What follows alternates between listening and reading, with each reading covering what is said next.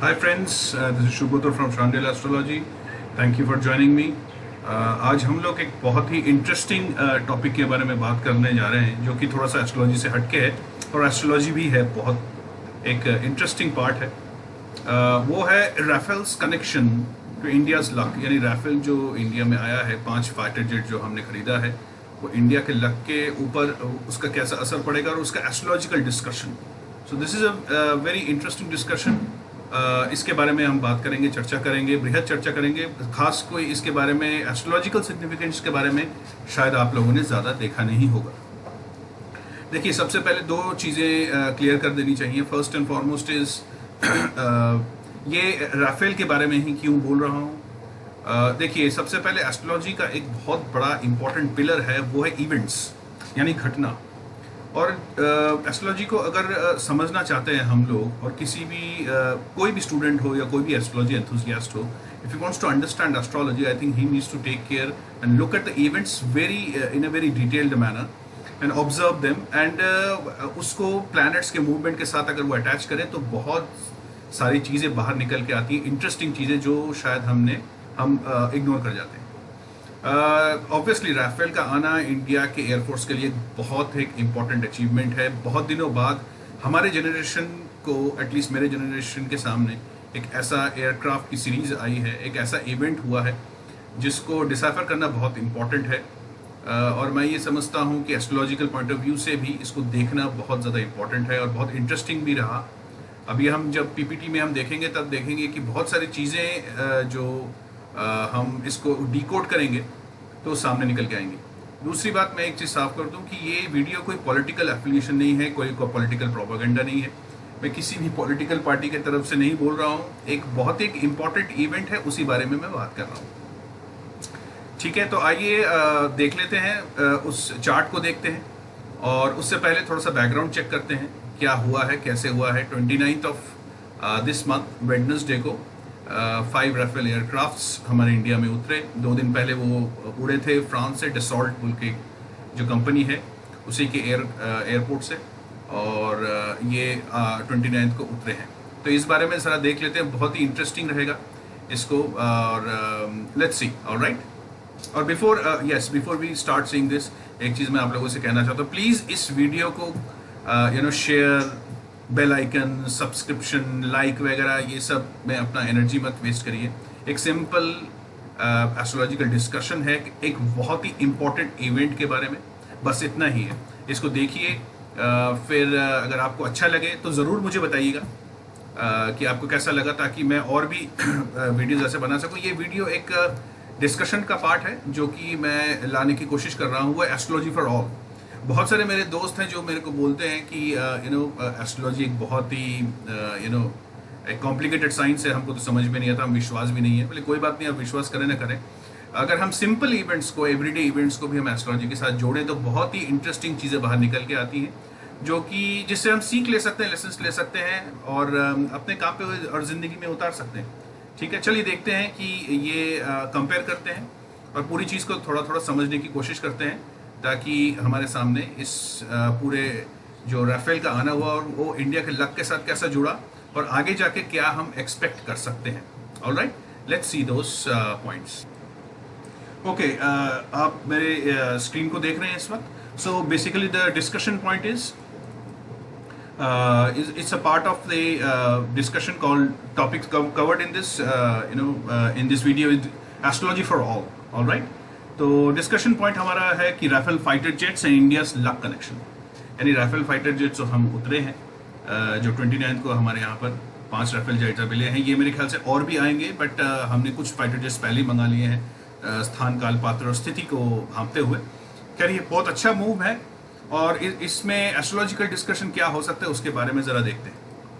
आपको तो पता ही है, India gets Rafale fighter jets from France, boosting से ये राफेल फाइटर है और बहुत ही बेहतरीन फाइटर कहा जाता है, बिल्कुल state of the art 3rd generation fighters हैं। इसमें बहुत कैपेबिलिटीज़ हैं और multi role, multi functional fighter aircrafts है जो कि कई सारे चीज़ों को एक साथ कर सकता है, और ये इंडियन आर्सनल के लिए बहुत ही बेहतरीन है।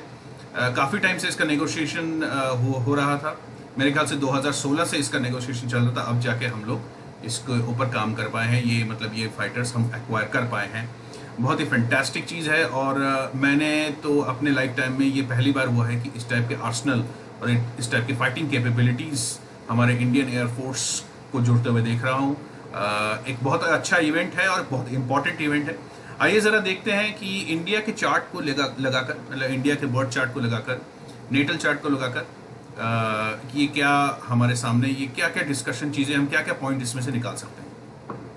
देखिए, सबसे पहले तो ये इंडिया का चार्ट है, आप देख ही रहे हैं। लेफ्ट साइड में ये नेटल चार्ट है 15 अगस्त 1947 का, और राइट साइड में 29 जुलाई का क्या ग्रह स्थिति रही है, और लेफ्ट में उस वक्त क्या ग्रह स्थिति थी जब इंडिया बॉर्न किया है, व्हेन इंडिया इंडिपेंडेंस, 1947 को जब इंडियन इंडिपेंडेंस मिला था। तो सबसे एक इम्पॉर्टेंट चीज़ है, जैसे आपको पता है कि मार्स का इसमें बहुत बड़ा कनेक्शन है। Why? Because aircraft, speed, fighting and weapons are all related to Mars.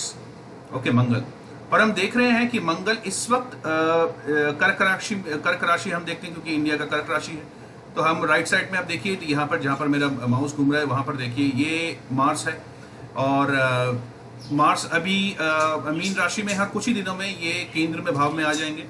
और मार्स का दूसरा राशि यानी वृश्चिक राशि पंचम में बैठता है। तो यहाँ पर जैसे ही ये वृश्चिक मतलब मेष राशि में आएगा कुछ ही दिनों में, ये एक रोचक योग लगा बैठेगा, जो कि एक राजयोग, पंच महापुरुष में एक राजयोग का कारक है, और राजयोग बनता है। बहुत ही बेहतरीन एक स्थिति बनती है इंडिया के लिए जब मार्स यानी मंगल मेष राशि में आएगा। दूसरी चीज हम देख रहे हैं यहाँ पर कि सूर्य की स्थिति देखिए। नेटल चार्ट में भी सूर्य अपने लग्न में बैठे हुए हैं, और कुछ ही दिनों में, क्या सूर्य ऑलरेडी बैठे ही हुए हैं, और कुछ ही दिनों में मरकरी यानी जो बुध ग्रह है वो 12वें भाव में है इस वक्त, और मिथुन राशि में कुछ ही दिनों में, मतलब हम अगर देखें तो 4-5 दिनों में ये सूर्य के साथ बैठ जाएंगे, जो कि उस वक्त की स्थिति में सेम टू सेम स्थिति रही है। सूर्य देखिए, सूर्य और बुध एक साथ बैठे हुए हैं यहाँ पर, और सूर्य और बुध एक साथ बैठ जाएंगे। तो ये भी स्थिति बहुत ही बेहतरीन बन रही है। आपको तो पता ही है कि कोई भी ग्रह दूसरे राशि में जाने से पहले कुछ अपने जो प्रभाव है 6-7 दिन पहले देने लगता है। तो यहाँ ये भी बहुत बढ़िया स्थिति बन रही है। स्थिति से साफ पता चल रहा है कि 4 यानी जो कन्या राशि है, यानी ये जो कैंसर है, जो वर्गो है, सॉरी, जो कन्या राशि है वर्गो, ये नॉर्थ डायरेक्शन का सूचक है, और फ्रांस जैसे तो आपको पता है इंडिया से नॉर्थ के डायरेक्शन में है। तो यहाँ पर सूर्य के साथ मरकर एक बहुत अच्छा एक कॉमर्स का कॉम्बिनेशन भी बनता है, इंडस्ट्री का कॉम्बिनेशन बनता है, फाइनेंसेस का बहुत अच्छा कॉम्बिनेशन है। तो मेरे एक्सपेक्टेशन से कुछ ही दिनों में जैसे ही मरकर सूर्य के साथ बैठ जाएंगे, तो हमारी जो कॉमर्स, इंडस्ट्री, जो इकोनॉमी की हालत जो कि थोड़ी सी भी प्रॉब्लमेटिक है, वो बेटर होने लगेगी। तो हम राफेल का अगर देखें तो यहाँ पर मार्स का चौथी दृष्टि भी, जब यहाँ पर बैठ जाएगा मार्स, तो इसकी चौथी दृष्टि भी लग्न में पड़ेगी, सूर्य पे, मंगल पे, और नेटल चार्ट में अगर देखें तो सैटर्न पे भी पड़ेगी, और यानी शनि पे। शनि जो कि 7वें घर के कारक हैं, और 7वें घर हमारे एनिमीज का भी एक घर माना जाता है, हिडन एनिमीज का या डायरेक्ट एनिमीज का। अभी तो खैर हमारे एनिमीज जो भी हैं वो डायरेक्ट नहीं, हम सबको पहचानते ही हैं मोरलेस। तो सैटर्न का जब मंगल जो है वो सैटर्न के ऊपर जब दृष्टि मारते हैं तो सैटर्न को थोड़ा सा वीक जरूर करते हैं, यानी हमारे दुश्मनों का, यानी हमारे जो जो लोग हैं जो हमारे ऊपर बुरी नज़र रखते हैं, हमारे देश के ऊपर बुरी नज़र रखते हैं, तो उनके ऊपर एक मंगल की जो स्थिति हमारी बन रही है, तो बहुत एक ज़बरदस्त स्थिति बनेगी, जिसमें हमारा भारतवर्ष का बहुत फ़ायदा होगा और वो अच्छा वेटेज मिलेगा। इन शॉर्ट काफ़ी शक्तिशाली एक स्थिति है ये भारतवर्ष के लिए। दूसरी चीज़ है, अभी देखिए जुपिटर अभी 6ठे भाव में है, कुछ ही दिनों में सितंबर के करीब जुपिटर मकर राशि में आ जाएंगे। हालांकि ये अपनी नीच राशि है, सैटर्न के साथ बैठ जाएंगे, यहाँ थोड़ा सा प्रॉब्लम जरूर बनेगा, लेकिन अपनी उच्च दृष्टि, आपको तो पता ही है कन्या राशि में जुपिटर जो है बृहस्पति उच्च के हो जाते हैं, तो उच्च दृष्टि लग्न में पड़ेगी। यानी सीधी सी बात है, सूर्य के साथ मरकरी का बैठना, मार्स का 10वें भाव से मेष राशि से चौथी दृष्टि को देखना, चौथी दृष्टि से लग्न को देखना, और जुपिटर का मकर राशि में आकर बैठना और अपनी 7वीं दृष्टि से लग्न को देखना, एक बहुत ही बेहतरीन स्थिति की तरफ इशारा करता है। तो मैं ये समझता हूँ कि ये जो इवेंट हुआ है बहुत ही एक इम्पॉर्टेंट इवेंट है, और ये हमारा फायदे का इवेंट है। इसमें हमारी कैपेबिलिटीज, जैसे मैंने कहा कि मार्स की दृष्टि सैटर्न पर बढ़ जाएगी, नेटल सैटर्न पे, तो यानी नेटल सैटर्न यानी जो पुरानी, जो हमारी जिस स्थिति में हम पैदा हुए हैं उस स्थिति के सैटर्न के ऊपर हमारी जो गोचर की मंगल की जो दृष्टि है वो पड़ जाएगी। तो ये एक बहुत ही अच्छा एक कॉम्बिनेशन है हमारे हमको और स्ट्रेंथ देने के लिए, हमारी शक्तियों को बढ़ाने के लिए। बस एक चीज इसमें जरूर प्रॉब्लम है कि राहु जो है सितंबर के आसपास अपने वृषभ राशि में आएंगे, जो कि उनकी उच्च राशि मानी गई है। यहाँ पर थोड़ा सा आने के साथ प्रॉब्लम है, क्योंकि नौवीं दृष्टि हमारे 7वें घर पर यानी हमारे दुश्मनों के घर पर और कहीं ना कहीं हमारे बिजनेस के घर पर पड़ती है। तो यहाँ पर हो सकता है सितंबर के बाद थोड़ी स्थिति थोड़ी सी बिगड़े, वॉर लाइक सिचुएशन आने की संभावना हो सकती है। तो शायद इसीलिए हमारी भारत सरकार ने अभी ये सब कार्रवाई कर रहे हैं, जैसे लद्दाख में रोड बनाना और राफेल का लाना, शायद ये भाप के उन्होंने किया होगा। और एक आखिरी में एक बहुत एक इम्पॉर्टेंट चीज़ आपको बताऊंगा, लेकिन उससे पहले एक चीज़ और बता दूं, वो है जुपिटर का मकर राशि में होना उस वक्त जिस वक्त की राहु वृषभ में आ रहा है और प्रॉब्लम क्रिएट कर रहा है। ये साफ दर्शाता है कहीं ना कहीं जुपिटर, आपको तो पता ही है, कन्या राशि में जुपिटर एक बहुत अच्छी स्थिति में रहता है। हालांकि छठे घर का और 9वें घर का मालिक होते हैं, तो जुपिटर एक अच्छी स्थिति में ही रहता है। तो जुपिटर यहाँ पर सेविंग ग्रेस हो सकता है हमारे लिए, यानी चीज़ों को शायद उतना खराब एस्केलेट ना होने दे जुपिटर। तो ये देखना पड़ेगा कैसा बनता है, लेकिन मेरे हिसाब से ये जो राफेल का आना ये ज़रूर हमारे लिए बहुत बड़ा एडवांटेज है। और एक इस टाइप का मूव इस वक्त जहाँ पर मार्स अभी रुचक योग लगाने वाले हैं, मरकरी बैठने वाले हैं, आने वाले टाइम में जुपिटर की भी दृष्टि आने वाली है लग्न पे। तो लग्न पे जैसे आपको पता है, लग्न हमारा खुद का है, तनुभाव कहते हैं इसको। जैसा लग्न होता है उतनी स्ट्रेंथ हमको मिलती है। तो यहाँ पर ये स्थिति बहुत ही अच्छी स्थिति है, और कहीं ना कहीं एस्ट्रोलॉजिकली इवेंट्स को कैसे डायरेक्शन देती है यहाँ से पता चलता है, और कैसे जो इवेंट्स है वो एस्ट्रोलॉजिकल कितना जुड़ा हुआ होता है हमारे आम जिंदगी के साथ। ये इस पूरे मामले को ये दर्शाता है, ये जो राफेल का आना ये और इसको पावर देता है इस पूरे कॉन्सेप्ट को कि कैसे एस्ट्रोलॉजी हमारे डे टू डे जिंदगी के साथ जुड़ी हुई है। आखिरी में चंद्रमा का 9वें भाव में होना, वो भी मंगल के राशि में, ये भी दर्शाता है कि कैसे हमने एक मंगल की चीज़ यानी एक वेपन, एक फास्ट मूविंग फाइटर एयरक्राफ्ट, और वो भी मंगल के आप देख ही रहे हैं।